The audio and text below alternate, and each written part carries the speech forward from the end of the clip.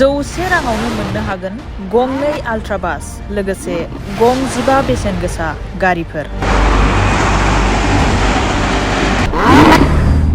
सोरनि खाफालाव दं गंनै आल्ट्रा बासनि बिगोमा जानाया?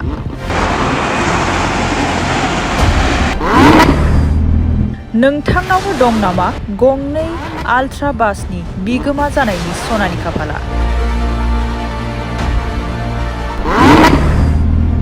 गंनै आल्ट्रा बासजों लोगोसे दं Tata Harrier Grand Vitara Sigma, Baleno Sigma, Alto' K10, Jimny Alpha, Renault Kwid, Tata Altroz, Fronx Sigma, Alto' K10, Tata Punch, Swift LXI, Tata Tiago, Celerio LXI।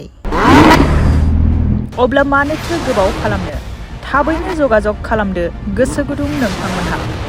7086300199 एबा 93954084423 जानबुं नम्बराव।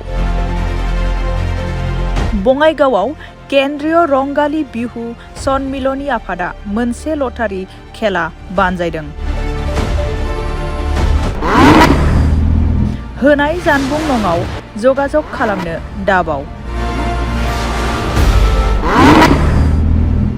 100 राङावनो गंनै आल्ट्रा बास आरो गं 15 बेसेन गोसा गारिनि बिगोमा जानो हागोन।